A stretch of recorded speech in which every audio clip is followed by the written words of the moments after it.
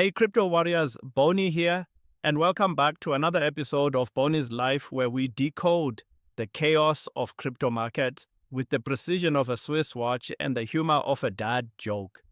If you're new here, smash that subscribe button because we're about to dive deep into Bitcoin's current $107,000 Tango. And trust me, you don't want to miss what's coming next week. So here we are, June 29th, 2025. And Bitcoin is sitting pretty at $107,415, up a modest $137 today. Now, I know what you're thinking. Bonnie, that's barely a rounding error in crypto land, and you're absolutely right. But sometimes the most important moves happen in the quiet moments, like when your spouse is deciding whether to bring up that credit card bill at dinner. Let's start with our technical analysis segment because numbers don't lie. Unlike that friend who said they'd pay you back in Bitcoin when it was $20,000, our current RSI is sitting at 54.66, which puts us in that sweet neutral zone. Think of it as Bitcoin being perfectly balanced, like a yoga instructor on a tightrope, waiting for the next big move. The MACD is telling us a different story though, flashing a sell signal at 214.05. Now before you panic and start selling your grandmother's jewelry, remember that MACD can be like that overly cautious friend who tells you to bring an umbrella when there's a 2% chance of rain. It's often early to the party, but it's rarely wrong about the direction. Here's where things get interesting. And by interesting, I mean potentially profitable. Bitcoin is currently trading above all of its major moving averages. We're talking 5-day, 10-day, 20-day, 50-day, 100-day, and even the mighty 200-day moving average. This is like having every traffic light turn green on your way to work. It doesn't happen often, but when it does, you know the universe is trying to tell you something.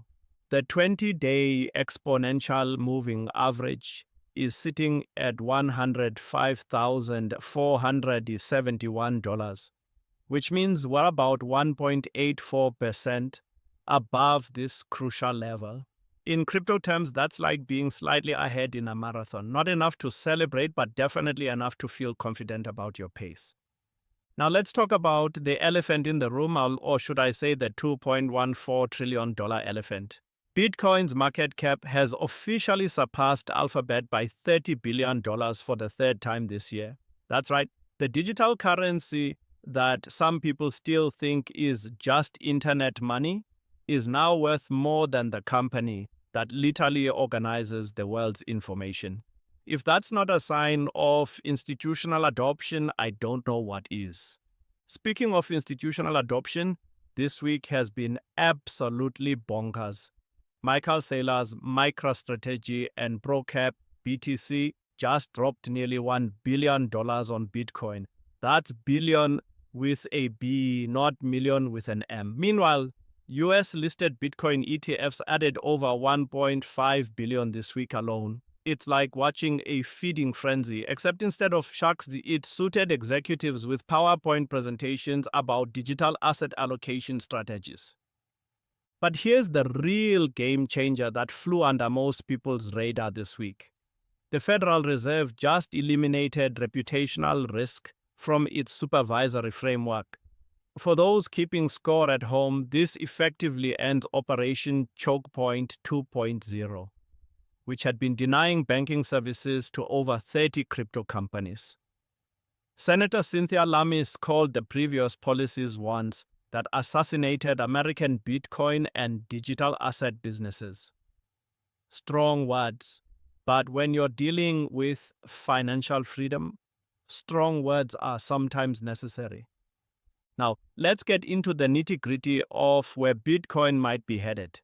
Our technical analysis shows nearest support at $107,111, which is just 0.28% below current levels. That's closer than most people park to the curb, so we're essentially sitting on support right now.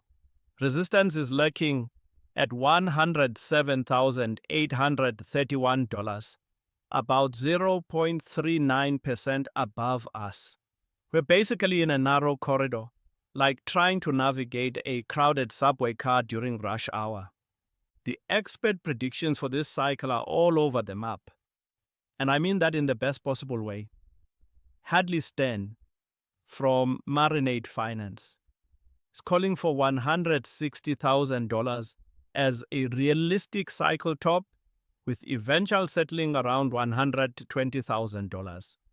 Meanwhile, Bernstein is throwing around $200,000 by the end of 2025, driven by the Trump administration's crypto-friendly policies and continued corporate adoption. Some of the more aggressive voices are even whispering about $250,000 to $275,000. But before we get too carried away with these moonshot predictions, let's talk about what's coming next week, because the market doesn't care about your dreams if the fundamentals aren't there. Tuesday, July 1st is going to be a doozy. Fed Chair Powell is speaking, and you know what that means. Volatility with a capital V. We're also getting European inflation data, with core CPI expected to hold steady at 2.3%. Thursday is the big kahuna though. U.S. non-farm payrolls are expected to come in at 120,000, down from 139,000 last month. The unemployment rate is projected to tick up to 4.3% from 4.2%. Now, here's where it gets interesting from a crypto perspective. Weaker employment data typically leads to dovish Fed expectations, which historically has been rocket fuel for Bitcoin. It's like the market's way of saying, if traditional assets are struggling, maybe it's time to consider digital alternatives. Let's not forget about our altcoin friends, because Bitcoin doesn't party alone. Ethereum is showing some serious technical strength, with analysts suggesting we might be entering alt season. The technical setup is pointing toward potential $10,000 to $15,000 targets for ETH by the end of 2025. That's not just hopium talking, that's based on historical post-halving patterns and the current institutional adoption curve. Now, for the moment, you've all been waiting for the trading strategy. Based on our analysis, we're maintaining a bullish bias for the week ahead. Our momentum score is sitting at 0.581, which in technical terms means cautiously optimistic with a side of FOMO protection. For those looking to enter positions, we're eyeing the 106,575 to 107,647 range as potential entry zones. That's basically saying if Bitcoin gives us a little discount, we're buyers. Target zones are 107,292 to 108,370, with a stop loss at 104,969.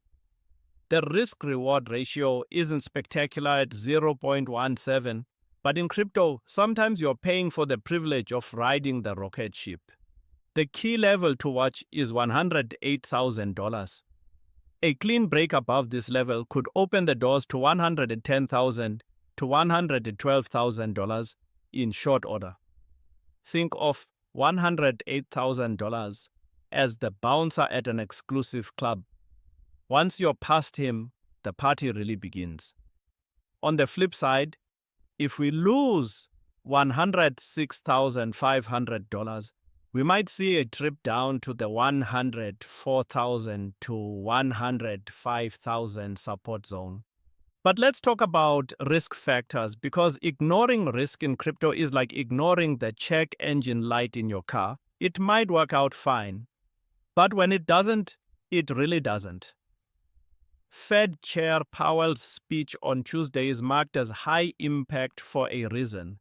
Any hawkish surprises could send Bitcoin on a temporary vacation to lower levels. The employment data on Thursday is equally important, as it directly influences Fed policy expectations. We also need to keep an eye on institutional ETF flows. The $1.5 billion inflow this week was impressive, but institutional money can be fickle. These aren't retail investors buying $100 worth of Bitcoin on their lunch break. These are fund managers with quarterly performance reviews and risk committees breathing down their necks. Don't forget about the global events either. The Ethereum Community Conference is happening in Cannes from June 30th to July 3rd. While it might sound like just another crypto conference, these events often serve as catalysts for announcements and partnerships that can move markets. Plus, when you get that many crypto minds in one place, innovation tends to happen. The overall market sentiment is cautiously optimistic, like a cat approaching a new food bowl. The fear and greed index is at 65, which is still in greed territory, but not at the euphoric levels we saw in November and December 2024. This suggests there's still room for upward movement without hitting immediate overheated conditions. Volume analysis shows us that the 24-hour trading volume of $29.39 billion represents about 1.37% of Bitcoin's market cap. That's healthy liquidity without being excessive. It's like having just the right amount of people at a party. Enough to keep things interesting, but not so many that you can't move around. Our calculated volatility index is sitting at 0.316, which in crypto terms is practically comatose.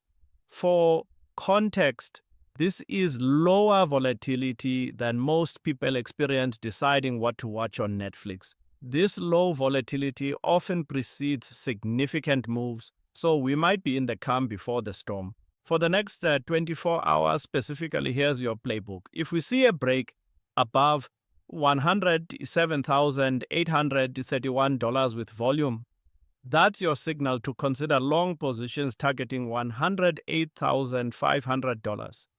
If we break below $107,111, wait for a retest of this level as resistance before considering short positions targeting $106,500. Remember, in crypto, patience isn't just a virtue, it's a survival skill. Looking at the bigger picture, we're still only 4.09% away from Bitcoin's all-time high of $112,000. In traditional markets, that would be considered a minor pullback. In crypto, it's basically sideways action. This proximity to all-time highs, combined with increasing institutional adoption and improving regulatory clarity, suggests we're in a consolidation phase before the next leg up. The regulatory landscape continues to improve, with the Fed's recent policy change being just the latest example. When regulators stop treating crypto like it's radioactive waste and start treating it like a legitimate asset class, that's when the real institutional money starts flowing. We're not quite there yet, but we're definitely moving in the right direction. So, what's the bottom line? Bitcoin is in a strong technical position, sitting above all major moving averages with institutional support continuing to build. The next week brings some significant economic events that could provide the catalyst for the next major move. Whether that move is up or down will largely depend on how the market interprets Fed policy signals and employment data. My advice? Stay nimble. Respect your risk management rules and remember that in crypto the only certainty is uncertainty. But if you're going to bet on anything, bet on human ingenuity and the continued evolution of our financial system toward something more inclusive, transparent, and efficient. That's a wrap on this week's analysis. Crypto warriors, if this content helped you navigate the markets, smash that like button, subscribe if you haven't already, and ring that notification bell because next week's episode is going to be even more explosive. We'll be covering the aftermath of Powell's speech, diving deep into the employment data implications, and I might even share my thoughts on which altcoins are setting up for breakouts. Until next time, this is Bonnie reminding you to trade smart, stay humble, and remember that the best investment you can make is in your own education. The crypto revolution isn't just about making money, it's about understanding the future of finance. And trust me, that future is looking brighter than a Bitcoin chart during a bull run. Peace out, and may your portfolios be evergreen.